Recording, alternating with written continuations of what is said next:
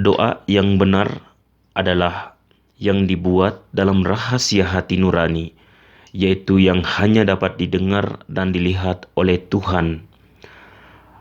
Dalam doa kita berdialog dengan Tuhan, dan dalam dialog ini adalah dialog yang hening, seperti saling pandang antara dua orang yang saling mencintai, antara manusia dan Tuhan saling pandang dan membiarkan diri kita dilihat oleh Tuhan.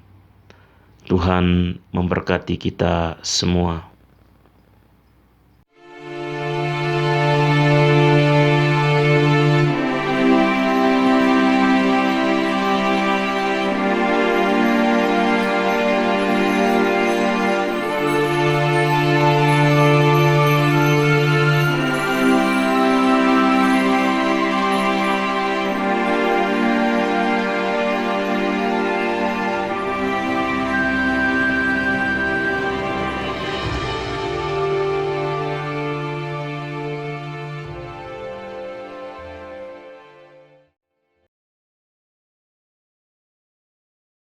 Selamat pagi para saudara dan saudariku sekalian. Jumpa lagi bersama saya Frater Andra dalam permenungan kita pada pagi hari ini. Marilah kita mengawali permenungan ini dengan doa. Dalam nama Bapa dan Putra dan Roh Kudus. Amin.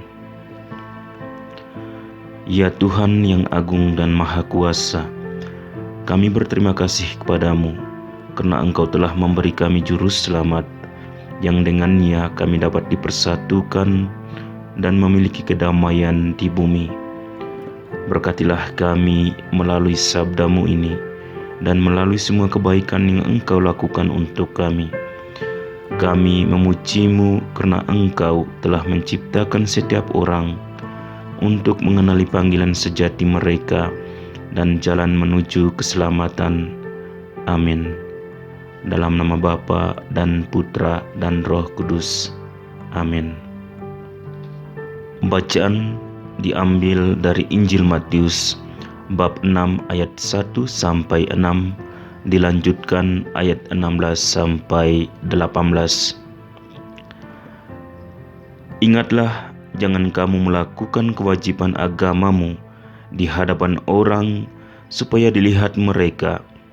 Karena jika demikian, kamu tidak beroleh upah dari Bapamu yang di surga.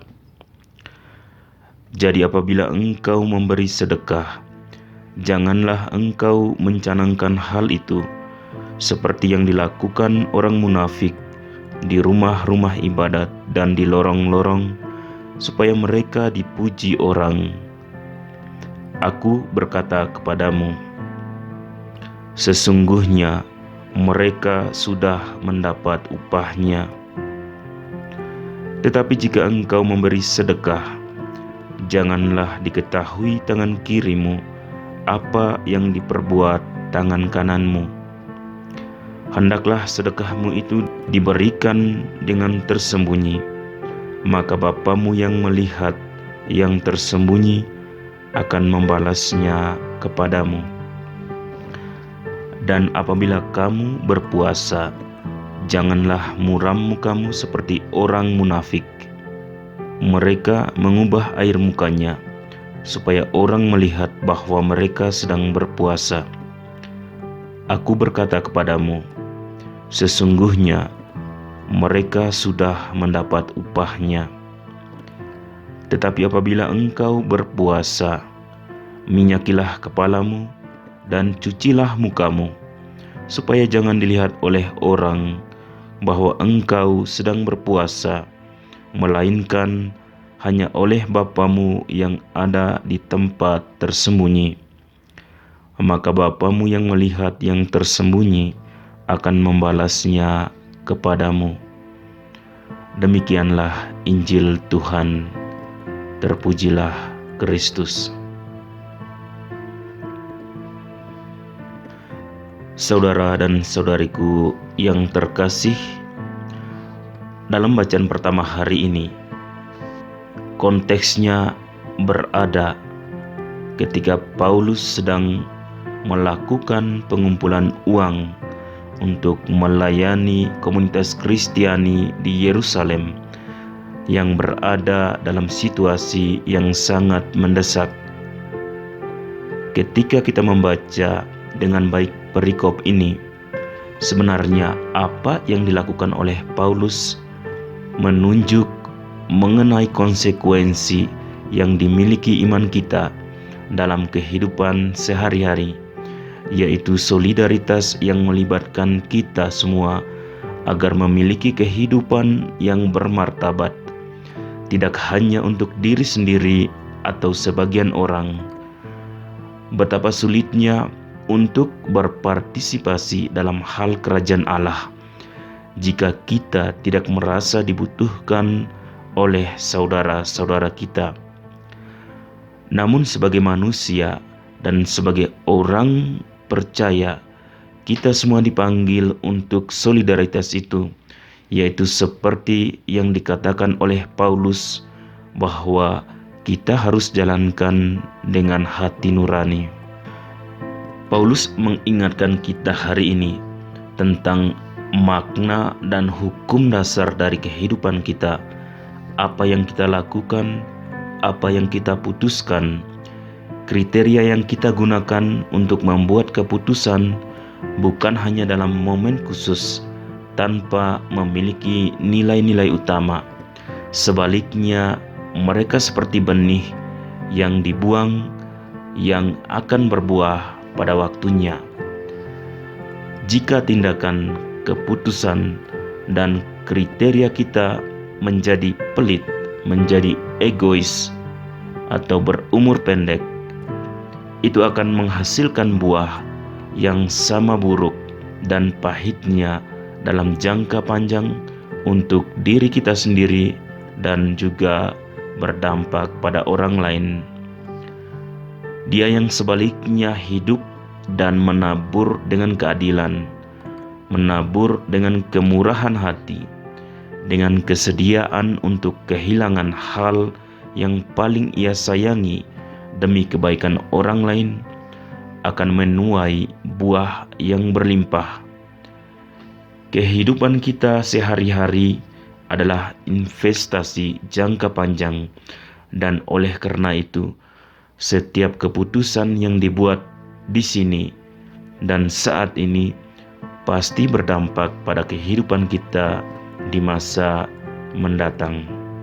Dalam Injil hari ini, Yesus memanfaatkan referensi tentang sedekah, doa, dan puasa yang merupakan praktik umum dalam semua tradisi agama untuk membuat kita waspada. Kebutuhan untuk menjadi, dalam tanda petik, adalah bagian dari sifat manusia kita, dan terkadang kita bisa salah dan mengidentifikasi makhluk dengan pengakuan, kekaguman, pujian yang datang dari luar diri kita. Perasaan yang kita miliki ini terkait dengan Tuhan sebagai sumber kebaikan dan kehidupan. Yesus berbicara mengenai praktik puasa, sedekah, dan doa hari ini, dan menyebutkan 3 bidang hubungan penting dalam hidup kita, yaitu hubungan dengan diri kita sendiri yang diatur oleh asketis atau prinsip pengendalian diri, hubungan dengan orang lain yang diatur oleh prinsip keadilan dan kasih sayang, dan hubungan dengan Tuhan yang diatur oleh prinsip belas kasih dan penghormatan. Dan ini mengingatkan kita bahwa dalam ketiga bidang ini yang penting bukan hanya apa yang kita lakukan, tetapi juga bagaimana kita melakukannya, atau kita bisa mengatakannya sebagai keaslian dari motivasi kita untuk melakukan kebaikan yang Tuhan inginkan, yang mempersatukan kita dengannya, yang merupakan pahala kebaikan, buah dari investasi baik dari hidup kita. Kita harus melakukan apa yang benar dan pantas, dan bahkan lebih, dengan kemurahan hati dan dengan niat yang benar. Satu-satunya pahala yang penuh dan diinginkan adalah merasa dicintai oleh Tuhan, hadir dalam hidup kita, yang memberi kita kemampuan untuk mencintai dan memberikan diri kita sendiri kepada Tuhan. Semuanya adalah anugerah, dan segalanya mengalir dalam diri kita dari anugerah itu. Kita tidak perlu memuji diri kita sendiri atau menuntut pengakuan. Hubungan dengan Tuhan adalah yang menghasilkan watak yang sehat untuk melakukan kebaikan, bukan sebagai kewajiban, tetapi sebagai konsekuensi alami dari cinta, di mana kita hidup, kita bergerak, dan kita ada. Saudara dan saudariku yang terkasih, Yesus ingin kita sebagai murid-murid-Nya untuk tidak menjadi seperti orang munafik yang berdoa berdiri di alun-alun agar orang dapat mengagumi mereka. Doa yang benar adalah yang dibuat dalam rahasia hati nurani, yaitu yang hanya dapat didengar dan dilihat oleh Tuhan. Dalam doa kita berdialog dengan Tuhan, dan dialog ini adalah dialog yang hening, seperti saling pandang antara dua orang yang saling mencintai. Manusia dan Tuhan saling pandang dan membiarkan diri kita dilihat oleh Tuhan. Tuhan memberkati kita semua. Amin.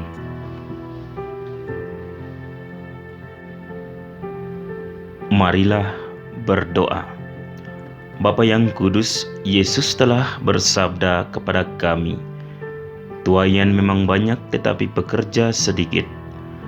Karena itu mintalah kepada Tuhan yang empunya tuaian, supaya Ia mengirimkan pekerja-pekerja untuk tuaian itu. Oleh karena itu, kami berdoa kepadamu dengan keyakinan sesuai dengan harapan hatinya. Bantulah semua orang Kristiani agar dengan serius bertanggung jawab sebagai warga kerajaan Allah dan sebagai batu penjuru yang hidup bagi gereja.